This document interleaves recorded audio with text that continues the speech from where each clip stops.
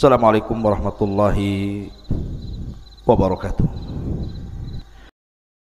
Ma'asyiral muslimin yang dimuliakan Allah Subhanahu wa taala. Kisah ini kebanyakan berasal dari para pemandi jenazah. Pertama, seorang syekh bercerita tentang seorang gadis namanya Maria. Gadis ini sangat cantik, bahkan memiliki kulit yang sangat putih sekali. Akan tetapi kecantikan dan keputihannya memfitnah manusia. Semasa dia sekolah, mungkin setingkat aliyah, SMA mungkin di tempat kita, dia sudah terbiasa meninggalkan sholat, sama sekali tidak mau melaksanakan sholat, padahal orang tuanya terus membimbing anak ini untuk sholat. Tapi Allah Subhanahu wa taala takdirkan memang terkadang anak itu menjadi fitnah bagi orang tuanya. Sampai akhirnya dia masuk perguruan tinggi. Di semester pertama, kedua, ketiga pun tidak sadar juga. Bahkan celakanya dia banyak memfitnah kalangan laki-laki. Akhirnya terjerumuslah kepada pergaulan bebas. Begitulah awal dari meninggalkan salat, pasti akan mengundang kepada fahsya dan mungkar. Orang kalau sudah meninggalkan salat itu pasti akan melakukan fahsya, keburukan dan kemungkaran. Karena Allah Subhanahu wa taala yang mengatakan innas salata tanha 'anil fahsya'i wal munkar. Jadi satu hari anak gadis ini diajak kawannya menggunakan kendaraan mobil. Allah takdirkan kecelakaan. Lah kemudian setelah terjadi kecelakaan ini, kawannya selamat, tapi dia tidak selamat. Dia pun dibawa ke mustasfa, ke rumah sakit, dan subhanallah nyawanya tidak tertolong. Orang tuanya baru dihabari anaknya mengalami kecelakaan dan masuk rumah sakit itu setelah 2 hari koma. Akhirnya kemudian setelah tahu orang tuanya, datanglah kedua orang tuanya ke rumah sakit tersebut. Saat masih ada nazah, masih ada ruh, ibunya berusaha untuk membacakan Al-Quran, meruqyah dia. Boleh jadi dengan sebab itu bisa mengurangi kematiannya. Tetapi setiap kemudian orang tuanya meruqyah dia, maka badannya kejang-kejang, seolah-olah dia merasakan sakit yang tidak ada yang tahu kecuali Allah Subhanahu wa taala. Dan di akhir hayatnya dia pun tidak mengucapkan satu patah kata pun, padahal orang tuanya sudah berusaha mentalkinnya. Akhirnya meninggallah wanita ini, seorang wanita yang bernama Maria ini. Kemudian jenazahnya dibawa balik. Akhirnya kemudian orang tuanya memanggil orang yang bisa atau biasa memandikan jenazah. Maka yang memandikan jenazah ini kemudian masuk ke tempat pemandian. Subhanallah, baru saja kemudian dia menyingkap kain yang menutup wajahnya itu, wajahnya berubah, yang tadinya cantik putih menjadi hitam kelam, seolah-olah terbakar. Yang lebih parah lagi, keluar bau dari mulutnya, rupanya mengeluarkan kotoran. Biasa orang memandikan jenazah membersihkan kotoran dari duburnya, tapi ini keluar kotoran dari mulutnya. Akhirnya sang pemandi jenazah ini tidak tahan karena baunya. Dia berusaha mengikat lehernya supaya tidak keluar lagi kotorannya, tapi terus keluar. Naudzubillah. Akhirnya kemudian dia pun tidak tahan keluar. Kemudian menceritakan secara rahasia kepada orang tuanya. karena ini aib masalahnya kan gitu. Akhirnya kemudian masuklah dia dan kedua orang tuanya, kemudian memandikan bersama-sama. Walaupun sesulit apapun, akhirnya selesailah pemandian itu. Kemudian diangkat jenazah itu, kemudian dikafani dan dikuburkan.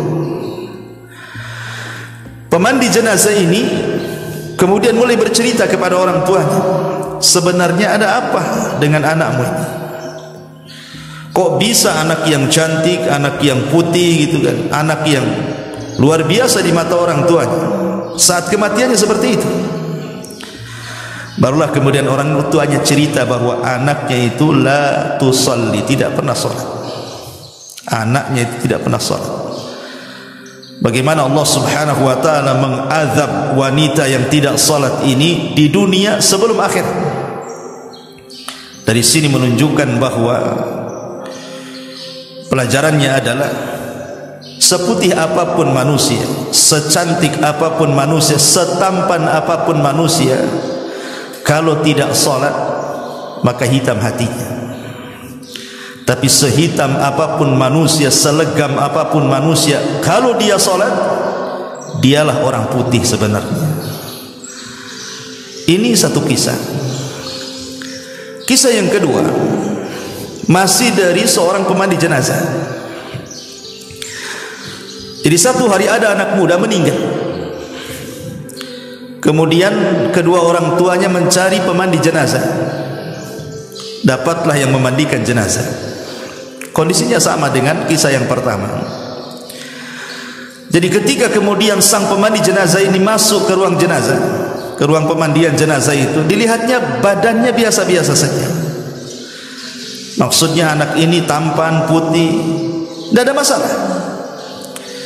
Maka sebagaimana biasa, seorang pemandi jenazah tentu menyediakan kapur baru, kemudian juga daun bidara, air dan yang semacamnya, sabun. Yang membuat kaget pemandi jenazah ini, saat disiramkan itu air yang bercampur daun bidara ke wajahnya itu, tiba-tiba berubah wajahnya. Subhanallah. Wajahnya yang tadinya putih menjadi hitam kelam, seolah-olah terbakar. Akhirnya dia kaget.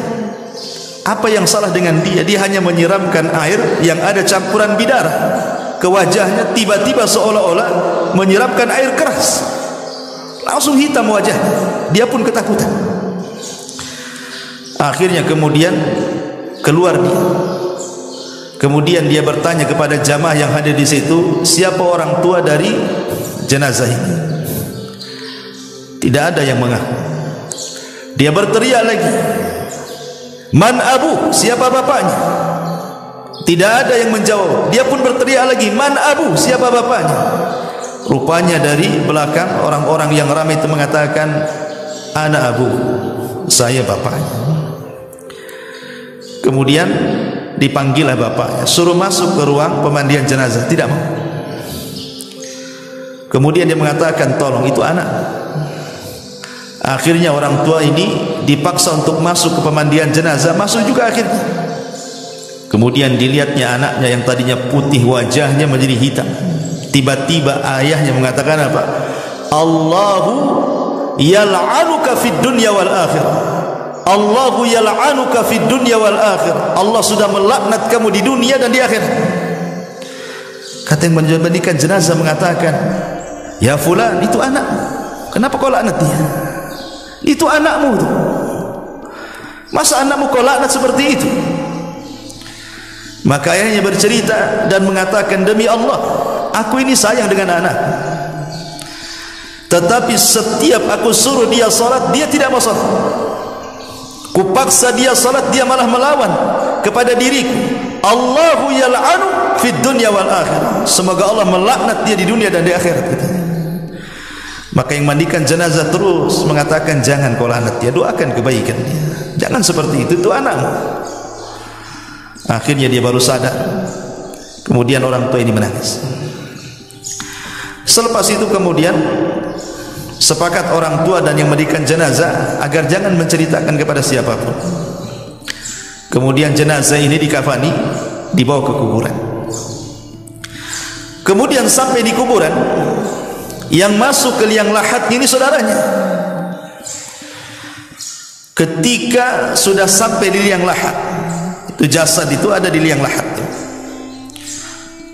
Di antara sunnah memasukkan jasad ke liang lahat adalah mengarahkan wajah ke kiblat. Itu di antara sunnah. Subhanallah. Ketika ini dia hendak mengarahkan wajahnya ke kiblat, ada gerakan di wajahnya. Kaget dia, kok ada gerakan di wajahnya, seolah-olah dia hidup padahal dia mati. Rupanya setelah kemudian dilepas, wajahnya tiba-tiba berputar 180 derajat, berputar, tidak mau mengarah ke kiblat. Diputar lagi, terputar lagi ke arah lain, sampai 3 kali. Akhirnya ketakutan. Kemudian dia pun naik ke atas kuburan. Dia mencoba mentelpon ahlul ilmi, ulama, meminta fatwa. Ini gimana nih? Wajahnya nggak menghadap kiblat, asih berbalik ke arah ke belakang kiblat gitu kan. Akhirnya para ulama yang ditelepon dia memberikan fatwa, sudah, kalau memang tidak bisa diarahkan, kuburlah seperti itu. Akhirnya dikubur seperti itu. Kemudian setelah dikubur seperti itu, kemudian ulama yang ditelepon ini oleh saudaranya ini bertanya, aku belum pernah ditanya fatwa soal jenazah yang seperti ini. Saya mau tanya baik-baik, kenapa dengan saudaramu itu? Kenapa seperti itu? Maka saudaranya mengatakan, demi Allah wahai Syekh, orang tua kami mengajari kami baik, mengajari kami sholat, menyuruh kami sholat, tapi saudaraku yang satu ini tidak mau sholat. Kata sang ulama, oh boleh jadi ketika dia benci kepada Allah, Allah benci kepada dia. Ketika wajahnya diarahkan ke kiblat, tidak mau mengarah ke kiblat, maknanya Allah benci dengan dia. Kemudian dia membacakan hadis, man ahabba liqa Allah ahabballahu liqa'ah, wa man kariha liqa Allah karihallahu liqa'ah. Siapa yang cinta berjumpa dengan Allah, ketika di dunia dia cinta berjumpa dengan Allah. Dengan cara apa? Salat. Karena salat itu perjumpaan kita dengan Allah, ikhwan. Makanya Allah mengatakan dalam Al-Quran itu, ketika Allah subhanahu wa ta'ala mengatakan tentang orang-orang yang melaksanakan salat, memang salat itu lakabiratun illa alal khashiin. Siapa orang-orang khasyi ini? Allah katakan alladzina yadhunnuna annahum mulaqu rabbihim, orang-orang yang mereka yakin dia sedang berjumpa dengan Allah. Jadi orang yang sedang salat itu hakikatnya sedang berjumpa, berdialog dengan Allah. Ketika dia tidak suka berjumpa dengan Allah dalam salatnya, maka Allah benci berjumpa dengan dia. Makanya susah wajahnya diarahkan ke kiblat. Ini kisah yang kedua, kisah tentang orang yang meninggalkan salat. Kisah yang ketiga, ada seorang yang bernama Karim dan Salim, kakak beradik itu, si Karim dan si Salim ini. Si Karim ini orangnya ahli maksiat, suka meninggalkan salat, banyak dosa dia lakukan, narkoba lah, macam-macam. Si Salim pula adiknya, orangnya baik, taat beribadah kepada Allah subhanahu wa ta'ala, tidak pernah meninggalkan salat, birrul walidain, dan luar biasa. Begitulah kadang-kadang dalam keluarga, ada yang baik, ada yang tidak baik. Itu ujian kan itu ya. Terkadang satu keturunan ayahnya baik, belum tentu anak-anaknya baik. Seperti si Karim dan si Salim ini. Lah akhirnya kemudian yang namanya si Salim ini adiknya, begitulah jiwa kalau sudah terbiasa baik, tentu melihat ketidakbaikan tidak akan suka. Itu fitrah itu, karena al-arwahu junudun mujannadah. Ruh itu biasanya tergabung dengan golongannya. Kalau dia orang baik, dia ingin kebaikan. Kalau dia orang jahat, pasti dia cenderung untuk melakukan kejahatan. Begitulah ruh. Jadi Salim ini tiap hari ngasih tahu si Karim, bapaknya, kakaknya, supaya sholat, meninggalkan narkoba, meninggalkan kejahatan, kezaliman, dan begitu seterusnya. Sampai pada waktunya Allah takdirkan si Karim ini kecelakaan juga, kemudian koma. Lah sang adik ini si Salim ini, karena dia orang soleh, dia ingin mendoakan kebaikan untuk kakaknya karena kakaknya atau tidak sholat. Maka ketika koma sudah hampir 1 minggu nih, si Salim ini datang ke rumah sakit. Dia sholat, dia berwudu, kemudian sholat 2 rakaat, kemudian berdoa kepada Allah, minta supaya sang kakak si Karim ini disembuhkan. Subhanallah, doanya orang soleh, mustajab. Akhirnya dengan pertolongan Allah Azza wa Jalla, Karim ini sembuh. Komanya, sadar dari komanya, kemudian sembuh. Setelah sembuh, subhanallah, terkadang ada orang-orang yang ditegur oleh Allah tidak sadar. Sebenarnya kalau dia paham kecelakaan itu kan Allah sedang menegur dia sebenarnya. Tapi ada orang-orang itu yang a'anzartahum am lam tunzirhum la yu'minun. Kau beri peringatan dia, kau tidak beri peringatan dia, tidak juga beriman. Ada orang-orang yang jenis kayak gini nih. Jadi setelah sembuh dari sakitnya si Karim ini, kemudian si Salim mengingatkan soal ujian dia. Harusnya kau sadar, kau ini sudah kecelakaan, mau koma, mau mati, sudah sembuh, tak mau juga sholat. Ada apa dengan kamu ini? Sampai pada waktunya, rupanya si Karim ini punya kawan maksiatnya, kecelakaan, meninggal. Akhirnya si Karim ini ketakutan dia. Sejak itulah kehidupannya tidak tenang, selalu dimimpikan dengan mimpi buruk. Sampai pada waktunya dia pernah bermimpi melihat kawannya yang sesama ahli maksiat itu sedang diazab Allah Subhanahu wa taala dalam mimpinya. Naudzubillah. Dari situlah kemudian dia tersadar. Akhirnya dia minta maaf kepada adiknya si Salim. Sejak itu dia tidak pernah meninggalkan sholat. Alhamdulillah dapat hidayah. Ini kisah ketiga. Kisah keempat, kisah ini dikisahkan seorang imam masjid. Jadi kisahnya begini. Jadi ada di lingkungan situ, di masyarakat situ, ada orang baru datang. Kebetulan mungkin dia membeli rumah di situ. Celakanya tetangganya pula tak sholat. Cuman kadang dia kan tidak tahu, dia datang ke desa itu membeli rumah, dia kan tidak melihat tetangga, beli saja dia. Lah orang ini orang soleh yang membeli rumah ini, tetangganya pula narun muqadah, ya, yang suka nyala-nyalakan api kemaksiatan ini. Jadi ketika dia sholat ke masjid, imamnya kan heran karena orang baru kan.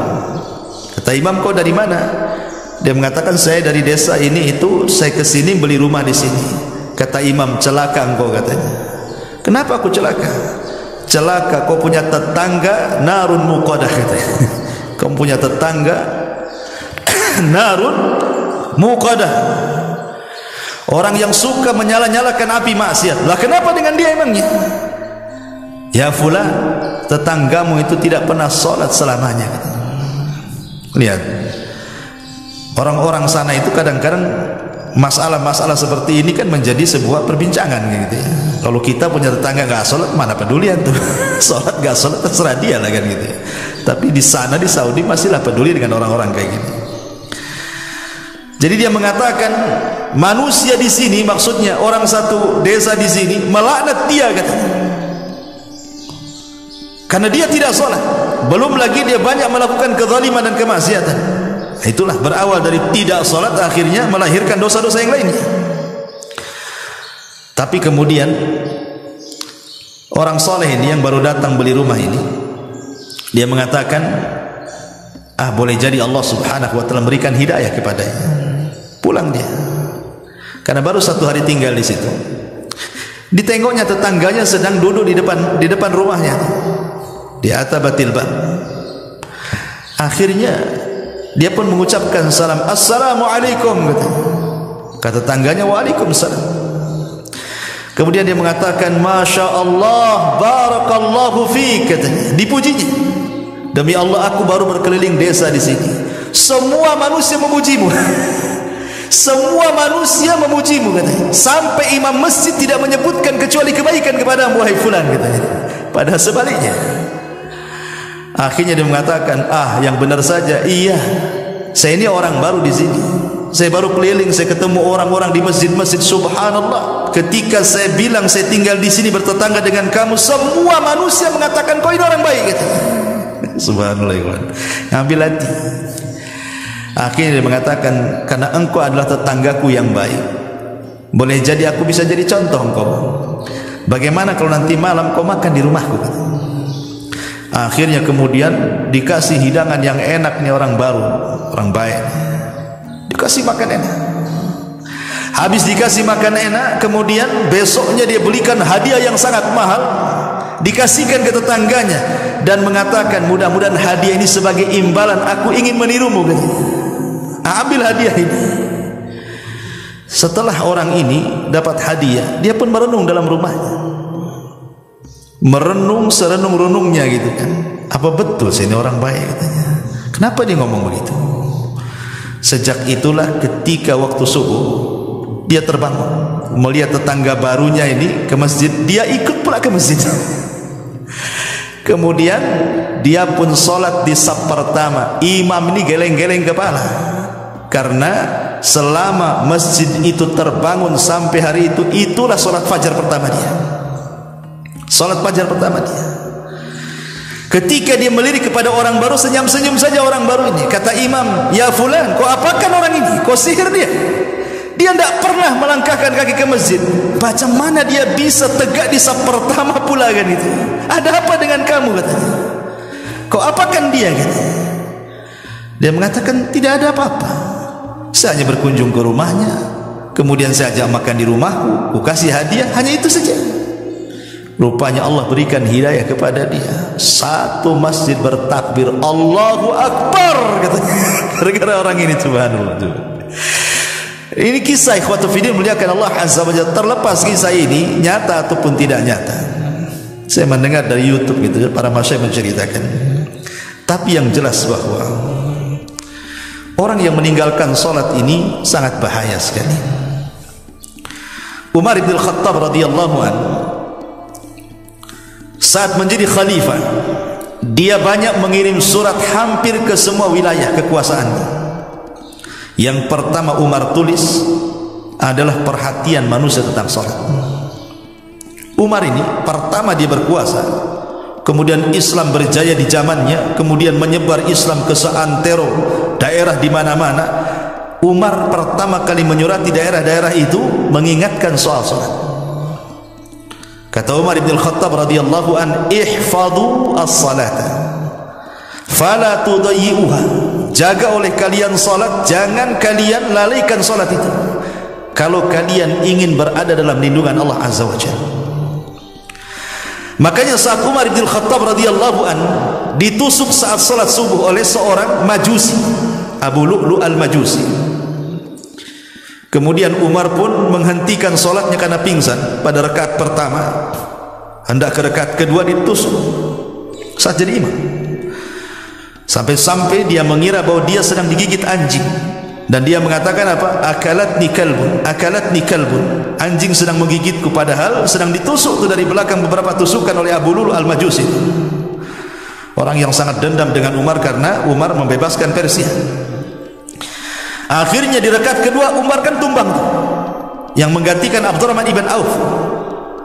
Kemudian Abu Lu'lu' ini dikejar, kemudian menyabetkan pisau yang ada di tangannya sampai 7 sahabat tumbang dan mati di tempat.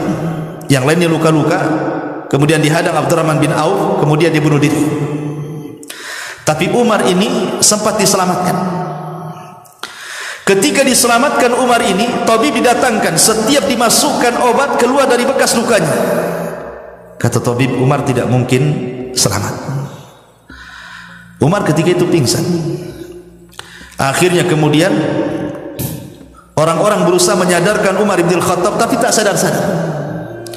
Ada orang yang paham kebiasaan Umar itu adalah salat, sehingga kemudian dibisikkan di telinganya dan mengatakan, ya Amirul Mukminin qad shalla, apakah kau telah salat? Subhanallah, hanya semata-mata diingatkan sholat terbangun Umar tuh. Kan heran ya, orang pingsan diingatkan sholat bisa bangun. Kita ini tak pingsan, kita ini hanya tidur. Kadang-kadang masjid musola itu bersaut-saut tuh, kadang-kadang corong pula ke jendela dia, tak juga bang. Oke lah tidur dia. Yang enggak tidur, yang hidup di jalan-jalan itu, suara azan lah, saut-sautan sana sini pun sudah mati hatinya, tak tergerak juga. Umar ini sedang pingsan, diingatkan sholat terbangun dia dan mengatakan Allahu qad shallait, katanya, demi Allah aku tadi perasaan sudah sholat, katanya. Ada seorang sahabat namanya Musawwar ibn Mahramah. Musawwar ibn Mahramah ini kemudian menceritakan tentang kisahnya. Maka Umar ketika mendengar bagaimana kisah dia tadi ditusuk di masjid, dibawa ke sini kemari, maka Umar bin Khattab radhiyallahu anhu kemudian mengatakan kepada Musawwar ibn Mahramah, la hadda fil Islam liman taraka shalah. Tidak ada bagian dalam Islam bagi orang yang meninggalkan salat. Artinya orang yang meninggalkan salat itu tidak layak dimandikan, tidak layak dikafankan, tidak layak disolatkan, tidak layak dikuburkan di kuburan kaum muslimin. Karena orang yang tidak salat itu kafir. Rasul yang mengatakan gitu, al-ahdu bainana wa bainakumus shalah faman tarakaha faqad kafar. Perbedaan kita dengan orang kafir itu di salat. Siapa yang meninggalkan salat kafir dia. Makanya Syekhul Islam Ibn Taimiyah rahimahullahu taala menukilkan ijma, konsensus ulama, kesepakatan ulama, man taraka salata jumlatan faqad kafar ijma'an. Siapa yang meninggalkan salat secara jumlah, maknanya lebih banyak meninggalkan dibandingkan melakukan, kafir secara ijma ulama. Tidak ada khilaf. Yang menjadi khilaf ulama tentang orang meninggalkan salat apakah dia kafir atau tidak itu yang meninggalkan sekali-kali. Dia salat tapi meninggalkan sekali-kali. Apakah orang yang meninggalkan sekali-kali ini kafir atau tidak? Disinilah terjadi khilaf ulama. Tapi orang yang meninggalkan salat lebih banyak dibandingkan yang melakukan, kata Ibnu Taimiyah, ijma', sepakat konsensus ulama, kafir, tidak ada khilaf ulama.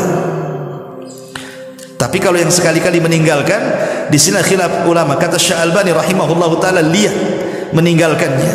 Kalau meninggalkannya dia kufur dengan kewajibannya, kafir. Tapi kalau meninggalkannya hanya karena malas, hanya karena ada hal-hal yang menjadikan dia tidak sholat, ini tidak kafir, hanya fasik saja. Walaupun sebagian ulama lebih besar atau jumhur ulama mengatakan tetap kafir. Orang meninggalkan sholat walaupun sekali dua kali, dia harus syahadat lagi. Kenapa? Karena tidak ada satu dosa di mata para sahabat kalau meninggalkan bisa kufur kecuali sholat.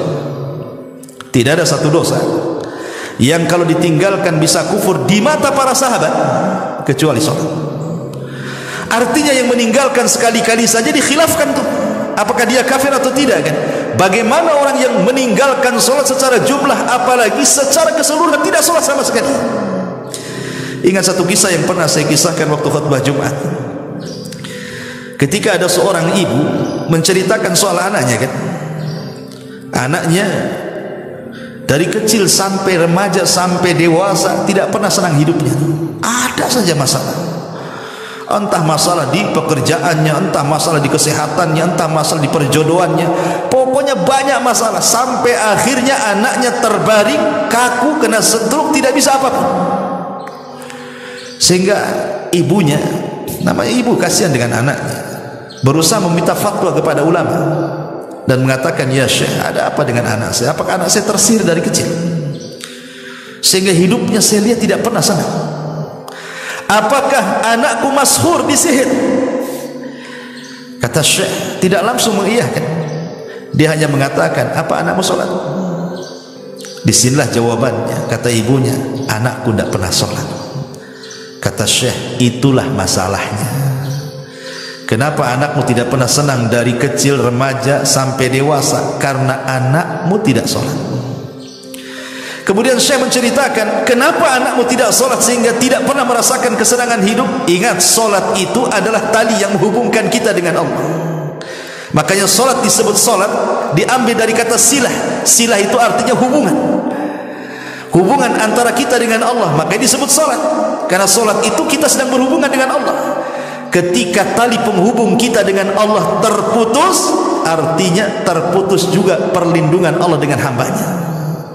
Ketika perlindungan Allah terputus dengan hambanya, maka Allah akan menjauh darinya, tidak akan memberikan pertolongan kepadanya, tidak akan melindungi dia, dan Allah akan banyak menimpakan musibah kepadanya. Kemudian kata Syekh ini, coba bu bayangkan, kalau anakmu tidak sholat, kemudian dia terbangun di pagi hari, dia meninggalkan sholat subuh, berarti anakmu terbangun dalam kondisi dilaknat Allah dan dilaknat semua manusia. Kemudian duhur tidak sholat, dilaknat lagi siangnya. Kemudian asar tidak sholat, dilaknat lagi sorenya. Kemudian maghrib tidak sholat, dilaknat lagi maghribnya. Kemudian isya pula tidak sholat, dilaknat pula dia malamnya. Mulai dari terbangun dilaknat sampai dia tidur dilaknat. Macam mana anakmu akan mendapatkan rahmat sementara dia dilaknat 5 kali sehari oleh Allah Azza wa Jalla? Kalau ingin anakmu mendapatkan rahmat Allah, kasih sayang Allah, diberikan kesenangan dan ketenangan, suruh dia sholat. Itu jawaban Syekh. Subhanallah. Maka dari sini saya nasihatkan siapapun yang sampai hari ini meninggalkan sholat, ingat bahwa Allah Subhanahu wa ta'ala ketika berkisah ataupun bicara soal sholat di dalam Al-Quranul Karim, sholat itu sebuah kewajiban yang diwajibkan secara mutlak, beda dengan ibadah yang lain. Dia tidak bisa ditinggalkan dalam kondisi apapun. Dalam kondisi perang sekalipun tidak bisa ditinggalkan. Makanya ada istilah sholat khauf. Sampai-sampai Rasul mengatakan, kalau engkau bisa sholat berdiri, berdiri. Tidak bisa sholat berdiri, duduk. Tidak bisa sholat duduk berbaring. Sampai Syekh Ibn Utsaimin rahimahullah ta'ala mengatakan, sampai pun dia terbaring tidak bisa bergerak, kalau akalnya masih sadar, diingatkan masih dia menangkap ingatan dia, maka dia wajib sholat. Dengan cara apa? Membayangkan. Kecuali kalau akalnya sudah hilang, nggak cerita, nggak apa, nggak ada cerita lagi. Tapi kalau akalnya masih bersarang di otaknya dan diingatkan dia masih ingat, sholat. Sampai seperti itu, karena sholat itu kewajiban mutlak masalahnya, tidak bisa ditinggalkan dalam kondisi apapun. Makanya saya heran, ada orang kerja di bengkel penuh dengan oli, kemudian diingatkan sholat. Kenapa kau tak sholat? Nggak bisa, kotor nih, banyak oli katanya. Emang oli najis kecuali kau kencing di celana? Iyalah kan itu. Bahkan ada petani-petani yang kotor badannya dengan tanah gitu, tidak mau sholat hanya gara-gara kotor. Tanah tidak najis. Ya memang sebaiknya sholat itu bersih, tapi dalam kondisi anda tidak punya pakaian lagi, mau apa? Sholat. Sampai pun di kamar mandi sekalipun terkunci, kata Ibnu Taimiyah rahimahullah dalam Fatawa Al-Majmul, Fatawa dalam kitabnya, ketika di soal-soal orang yang masuk kamar mandi terkunci. Jadi antum masuk kamar mandi terkunci dari luar, tidak bisa keluar,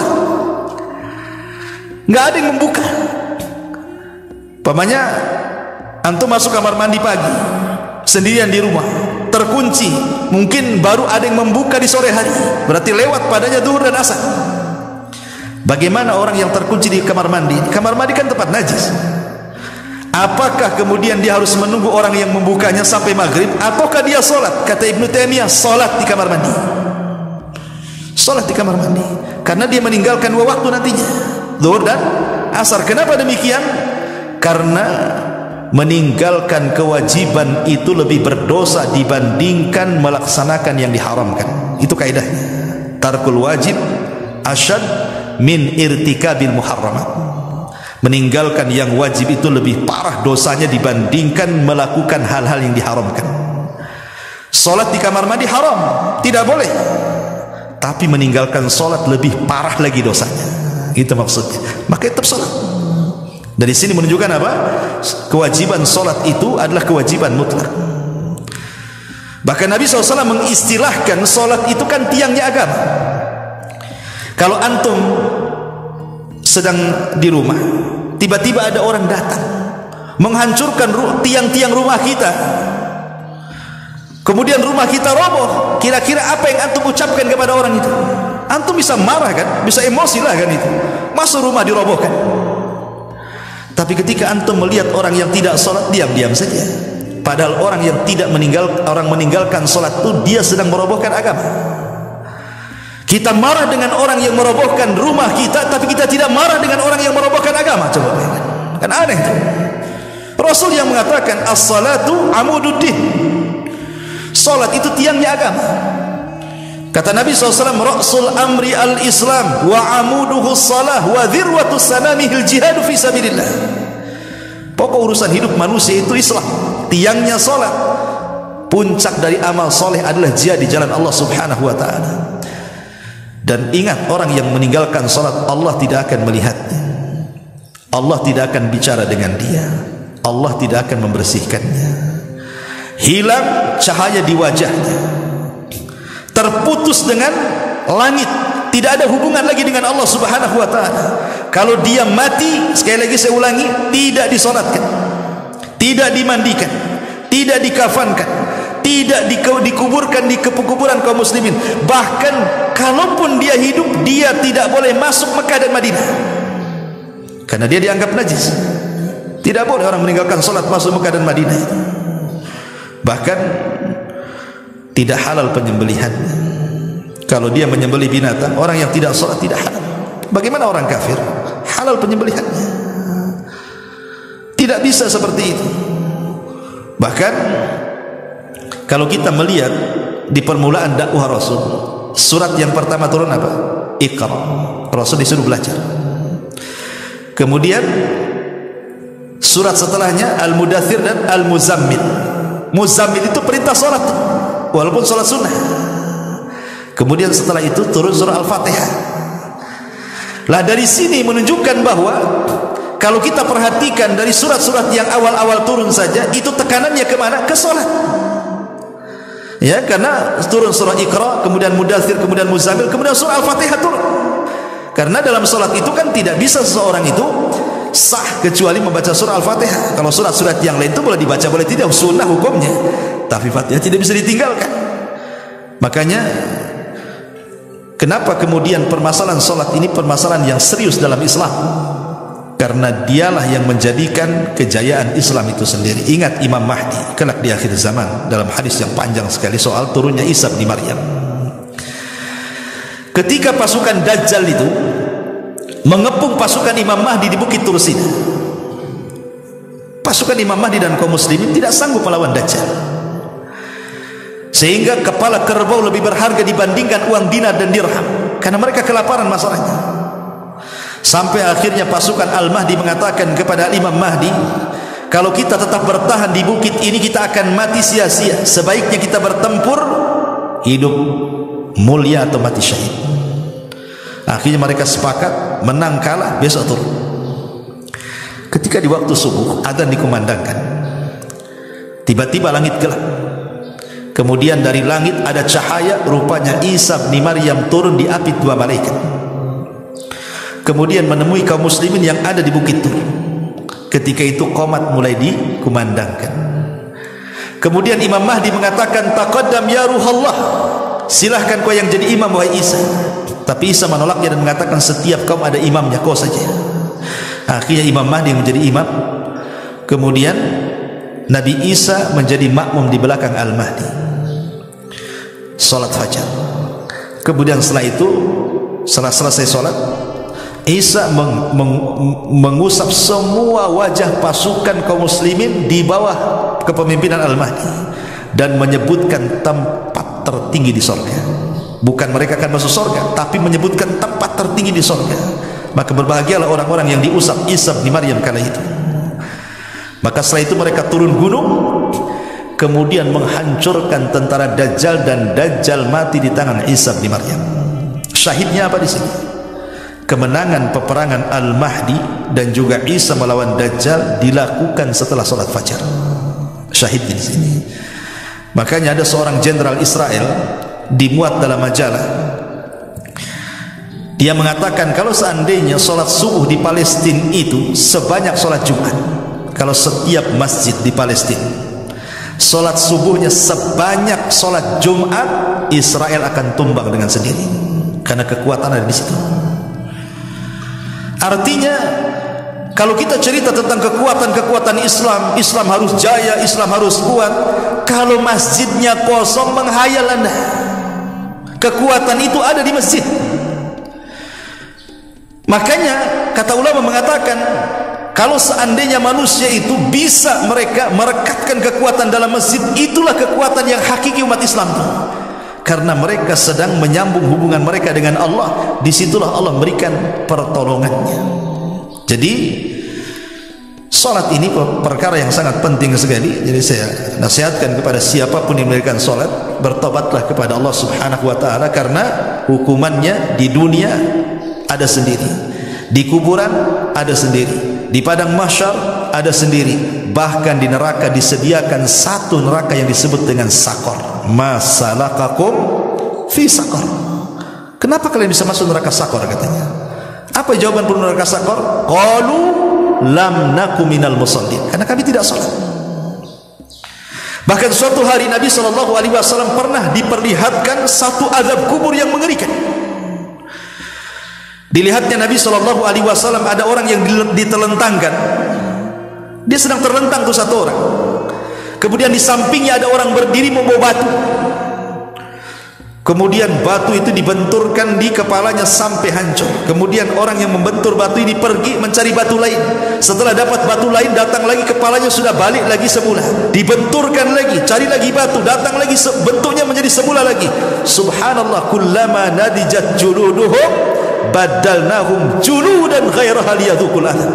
Setiap dihancurkan kepala mereka, Allah ganti dengan kepala baru. Setiap dihancurkan, Allah ganti dengan kepala baru, sampai merasakan azab Allah. Nabi SAW sampai heran, bertanya kepada Jibril, "Mahadha?" Ada apa dengan orang ini? Maka Jibril memberitahu Nabi SAW, orang ini adalah man nama an salatil maktubah. Dia orang yang tidur saat datang solat wajib. Setiap datang salat wajib malah tidur.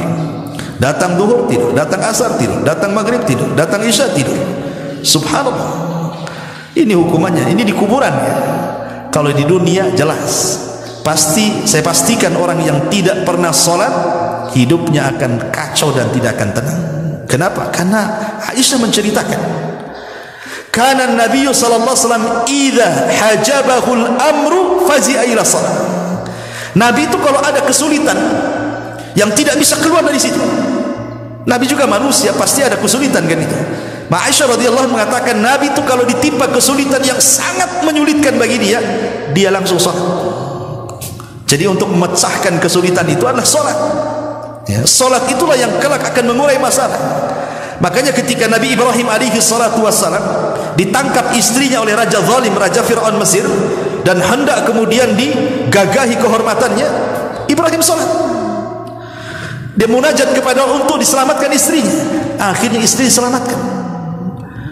Makanya kata para ulama mengatakan bahwa puncak daripada setiap kebingungan, puncak dari setiap permasalahan dunia, karena Anda tidak salat.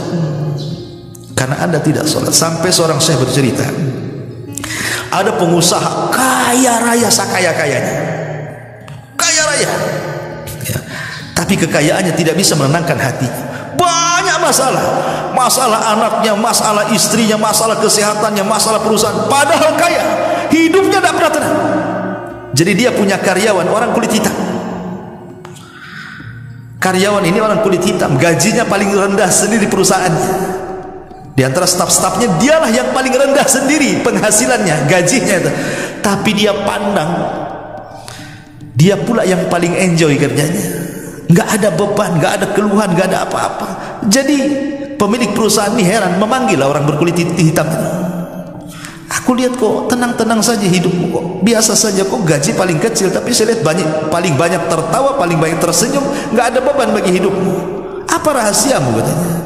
Dia mengatakan, tidak ada apa-apa wahai Tuhan, saya hanya berusaha menjaga 5 waktu sholat, itulah rahasia ketenanganku. Sejak itulah dia meniru orang yang berkulit hitam yang karyawannya itu. Subhanallah. Disitulah rahasia di balik keajaiban salat. Subhanakallah bihamdika asyhadu an la ilaha illa anta astaghfiruka wa atubu ilaik. Allahu taala alam. Assalamualaikum warahmatullahi wabarakatuh.